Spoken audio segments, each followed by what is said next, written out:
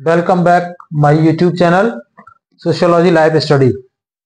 और आज मैं उपस्थित हूँ बीए जो 5th सेमेस्टर है उसमें समाज शास्त्र के विद्यार्थी। अगर आप अपने एडमिट कार्ड को देखेंगे तो उसमें आपके एडमिट कार्ड पर एक लिखा आ रहा है पेपर कोड 32603 और उसमें लिखा है कि practical application of research methodology oblique project work. तो ये क्या है, आज इसी के बारे में आपको विस्तार से समझाने वाला हूं। ध्यान से इसको समझ लीजिए। ये जो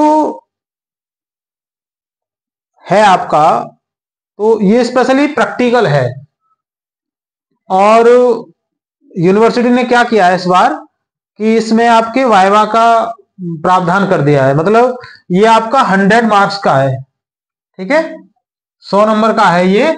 और ये 100 नंबर आपके डिवाइड है 30 + 70 में। मतलब 30 मार्क्स जो है वो इंटरनल है, ठीक है, इंटरनल है, और जो 70 है वो आपके एक्सटर्नल है। इस तरीके से 100 मार्क्स का है ये आपका। तो इसमें करना क्या है, कई कॉलेजों में आप अपना प्रोजेक्ट बना के इसको जमा कर चुके हैं। मतलब 30 मार्क्स का आप लगभग काम कर चुके हैं।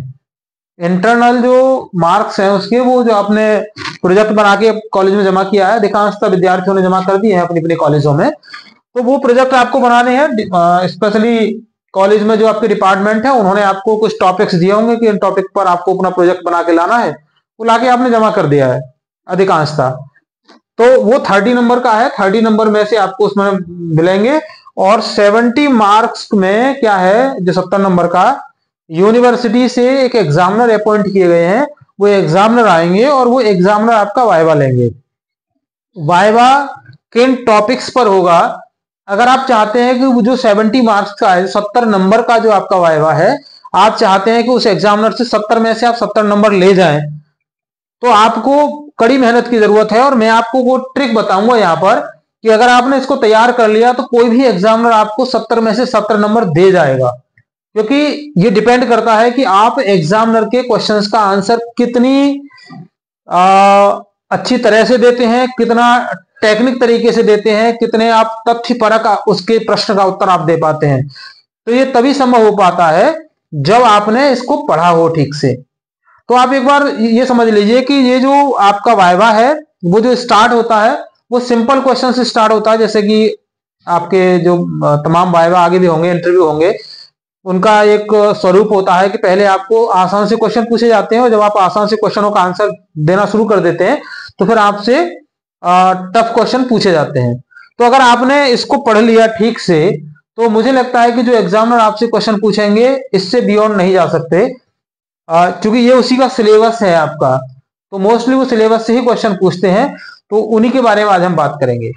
एक बात और विशेष ध्यान से समझ लें कि आप अगर कुछ भी नहीं बता पा रहे हैं तो कई बार एग्जामिनर का एक सिंपल सा क्वेश्चन हो जाता है कि भाई आप मुझे बताइए कि अभी 5th सेमेस्टर में आपके पास पेपर कौन कौन से हैं, अभी आपने जो एग्जाम दिए हैं कौन कौन से पेपर आपके पास में थे। तो मैंने अक्सर देखा है कि विद्यार्थी ये भी जवाब नहीं दे पाते कि उनका पेपर कौन से है उनके पास, यानी पेपर के नाम क्या है, जबकि पढ़े तो हैं ही आपने 5th सेमेस्टर में।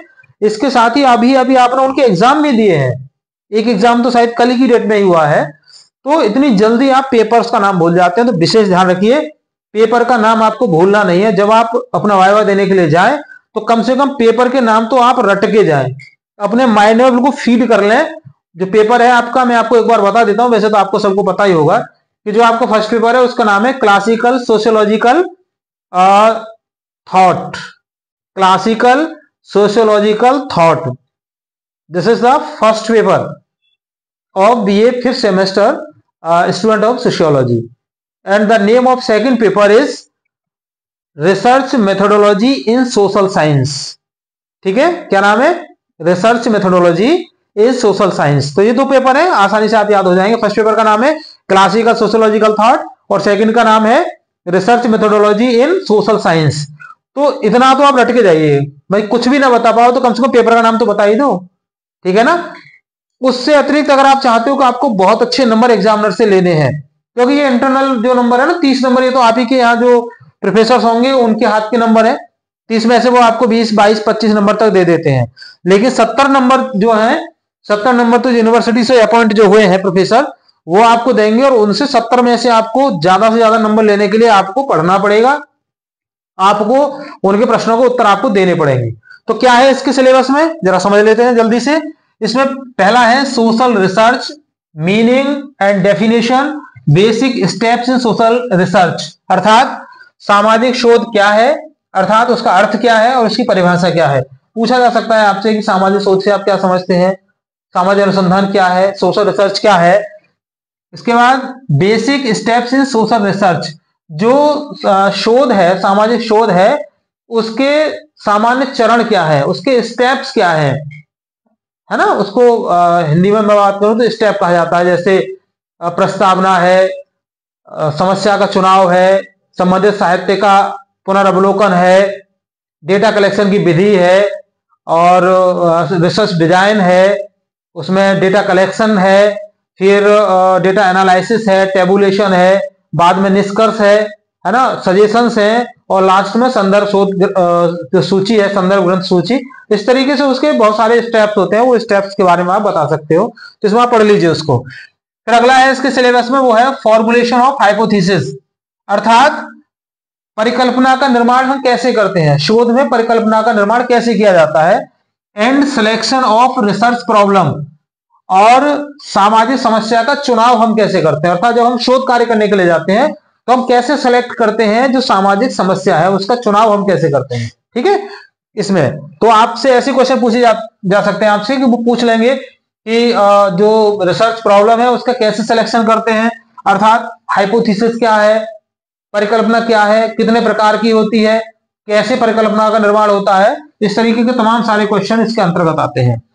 फिर नंबर 3 पे है इसमें use of techniques of data collection, data collection अर्थात तथ्य संकलन की कौन कौन सी तकनीक है, कौन कौन सी टेक्निक्स हैं, कौन कौन सी विधियां हैं। जैसे फिर अगला है इसमें कंस्ट्रक्शन ऑफ इंटरव्यू, जो साक्षात्कार है उसका निर्माण कैसे होता है, शेड्यूल अर्थात अनुसूची कैसे बनाई जाती है, क्वेश्चनएयर प्रश्नावली का निर्माण कैसे किया जाता है, केस स्टडी, केस स्टडी मतलब व्यक्तिगत अध्ययन विधि क्या है, ऑब्जर्वेशन क्या है, मतलब ऑब्जर्वेशन मेथड क्या है, मतलब निरीक्षण विधि क्या है। फिर इसमें अगला है classification and presentation of data, कि जो डेटा आपने कलेक्ट किया है उस डेटा का आप क्लासिफिकेशन कैसे करते हैं अपने रिसर्च में, अपने शोध कार्य में डेटा का जो क्लासिफिकेशन है वो कैसे करते हैं, और फिर उसका प्रेजेंटेशन कैसे करते हैं, मतलब जो डेटा है उसका वर्गीकरण, और प्रेजेंटेशन का मतलब उसका प्रस्तुतिकरण। ठीक है, कैसे आपने उसको डिवाइड किया और कैसे आपने टेबल बना करके उसको प्रेजेंट किया है।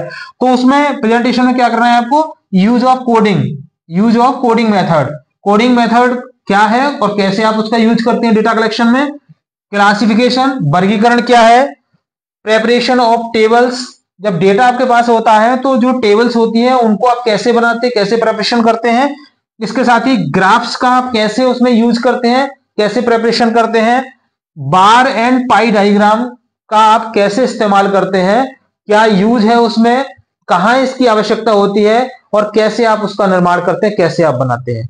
तो ये बिंदु है, इनसे बियॉन्ड कोई भी एग्जामिनर आपसे एक भी क्वेश्चन नहीं पूछ सकता। अगर आपने इन 4 जो मैंने आपको इसका टॉपिक्स दिए हैं इनको तैयार कर लिया तो समझ लीजिए आपके 70 में से अगर 70 नहीं आएंगे तो 69 यानी 69 नंबर तो आप ला ही सकते हैं, क्योंकि इसी में से वो क्वेश्चन पूछेंगे, और जो क्वेश्चन पूछेंगे उनके आंसर आप आसानी से दे सकते हो अगर आपने इसको पढ़ लिया है ठीक से। और लास्ट में फिर मैं एक बार आपको दोहरा रहा हूं कि पेपर्स के नाम क्या हैं आपके, ये तो बिल्कुल माइंड में फिट करके ही आप जाइएगा। कुछ नहीं पूछेगा तो कम से कम वो आपसे इतना तो पूछ ही लेते हैं कि जरा ये बता दो कि आपके जो प्रश्न पत्र है उनका नाम क्या है। तो मुझे उम्मीद है कि आप समझ गए होंगे कि आपको क्या करना है।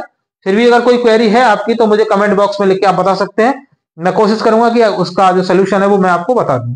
तो आज की इस क्लास में बस इतना ही। मेरी बहुत सारी शुभकामनाएं कि आप 70 में से 70 नंबर लेकर के आए। चैनल पर नए हैं तो आप उसको सब्सक्राइब जरूर कर लीजिए, वीडियो पसंद आए तो उसको लाइक शेयर कीजिए। मिलते हैं अगली क्लास में, तब तक के लिए मेरे साथ जुड़ने के लिए आपका धन्यवाद। थैंक यू वेरी मच, जय हिंद।